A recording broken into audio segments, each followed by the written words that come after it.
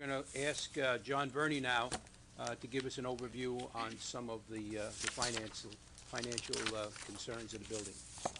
Good evening, Mr. Mayor and members of council. I'm John Verni, an attorney and real estate developer and resident of New Rochelle. As an attorney, developer, and concerned citizen, I've been involved in many projects to save historic buildings. Presently, I'm working on the restoration of the historic Mamaroneck train station, which is a $3 million project that's underway right now. I'm a board member of the Pelham Picture House, which is seeking to restore the old Pelham Picture House, and as a volunteer on the Huguenot Children's Library, which is one of the beloved projects here in the city of New Rochelle. I believe that historic structures are character-defining elements of a city and important parts of downtown revitalization. I've agreed to be a part of the redevelopment team with Save Our Armory, and have agreed to help them with construction cost analysis, sources and uses of funds, examination of income and expenses, and implementation of green technologies, as well as the legal structures of leasing, financing, and environmental remediation that will be required to do this project. The main thing is that we'd like this project to be self-sustaining. So how can we make the Armory project self-sustaining? Well, first off are the costs. The engineering report estimates that the cost to put the building back in its prior condition would be about $1 million. It would require an additional $2 to $4 million to make the improvements that were just discussed by Ron and Peter. Site work, such as the parking area, the drill deck, and the office and public spaces for the proposed uses would be in the $2 to $4 million area. Also, there's a $3 to $5 million environmental remediation that would have to be undertaken, as an estimate by one engineering report that's been conducted. So we're talking about a project with a total cost of $5 to $8 million. So what would be the sources of funds? Well, we're in the preliminary stages of discussion. We're talking about funding sources and leasing arrangements with potential end users. Primary would be Monroe College. Monroe College, as Ron discussed, is very interested in having a place for their home basketball team. They would be willing to provide capital and a long-term lease for the drill deck to have as a home for the Monroe College Mustangs. The American Legion and United Veterans would also be willing to do an equity swap and trade their interest for either a sale or a mortgage of Post State on North Avenue as the capital, and also enter into a long-term lease for their portion for a new home for the American Legion within the Army building. We were also discussing that there be space on the back of the first floor for an appropriate waterfront restaurant in that space towards the rear, and restaurants, as I know from my own leasing activity, are going on a nice facility like this for $30 to $40 a square foot, which could return $7,000 to $10,000 a month in monthly revenue to help support this project. We're also talking about shorter-term leases of office spaces for community organizations, arts groups, youth programs, and senior programs. There'd also be seasonal rentals when the facility is not used by Monroe College, which would predominantly be from November to March. There'd also be availability for indoor soccer leagues, lacrosse leagues, basketball leagues, similar to those that exist at Hooperstown and Mount Vernon, or up in Brewster Sports Center, where many of our residents travel to for those types of leagues.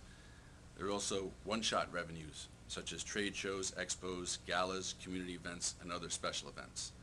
So those would be the sources of funds. The uses of funds, well, the initial capital and the long-term leases would pay for the rehabilitation and operating costs.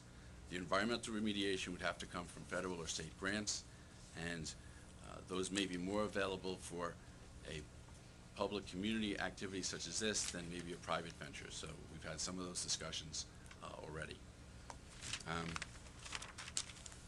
The legal arrangements. The city owns the property and will continue to own the property.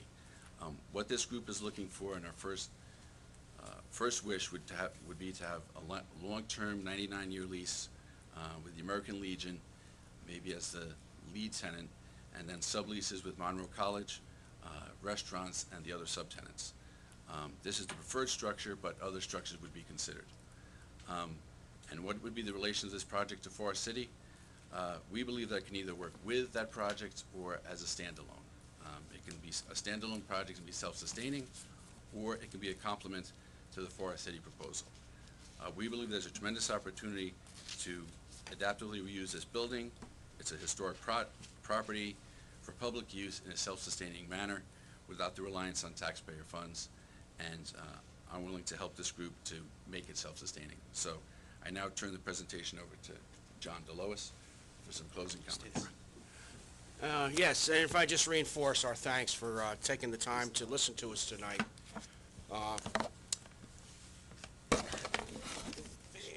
In summary, what we're doing is we're beginning with a vision of success and a vision for the actual next chapter in New Rochelle's history, and it all begins here with the Armory. The opportunity to revive a structure that's unique to New Rochelle and its culture, and realizing how local history and indeed world events have been shaped and formed by those who've walked through its doors. It's a facility that is already in our possession, one that few others can even claim to own, and it compels us to take advantage of this resource to honor those who have come before us and ultimately to provide a platform for those who come after us. It would be a showcase for the best of what New Rochelle has to offer, be it athletics, arts, our rich history, or our untapped future, all in a natural setting that reconnects our city with the majesty of the New Rochelle shoreline. And we need to ask ourselves, how do we stand apart from the crowd rather than becoming part of the crowd? And imagine, if you will, the new facility, a living, breathing, and dynamic structure with always something new in store, sparking interest with the public as they ask, what's going on at the Armory this month? Dinner, a show, a moonlit walk along the shoreline, a championship basketball game, or the reflective experience at the New Rochelle Hometown History Museum exhibit. So outstanding, other towns will beg the question, where can we get our own Armory? So if we imagine the potential in going forward as we advance the need to save the environment, this would be the ideal platform to demonstrate the latest environmental technology. And if we imagine all this behind a glass wall as we invite our young students from all over, excuse me, to witness the practical application of the principles they indeed learn in the school from their textbooks, sparking the young minds and bringing out the best of the best to lead the way towards a better tomorrow. The potential exists. It's right here, right now, and it's in our backyard. So if we can just shift our paradigm to accept this vision, we'll find that the goals of reconnecting the waterfront, stimulating growth, preserving history, serving the community, honoring our veterans, and protecting the environment can all be realized by allowing this iconic facility to make its contribution. We need not change the concept of what to do in Echo Bay, merely need to decide on how to achieve these goals. The historic icon will provide the catalyst for continued success in Echo Bay, and we invite all of our neighbors to join in shaping what is the next chapter in New Rochelle's history. Thank you. Good, John. And now back for Ron. Yeah, I'd just like to conclude, and then we'll open up to questions you might have, Mr. Mayor, council people. I just wanted to say that I truly believe this building represents a gift from our predecessors. It was used as a tool of necessity of the times.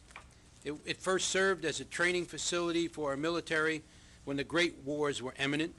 Afterwards, it was maintained as a reservist center and shared for local activities. It welcomed home our nation's heroes, celebrated their service in happy times with dances and parties. It served both our youth and our seniors with special programs. It still acts as a reminder of those who served our nation, and in particular, those whose names are in memoriam that made the ultimate sacrifice. This gift, while it was laid aside and somewhat forgotten, should not be taken for granted. It should be dusted off and shined up and continue to be enjoyed by all the people of New Rochelle. We thank you for listening, and we're open to questions that you might have. Gentlemen, thank you very much for the presentation. We can ask our technical crew perhaps to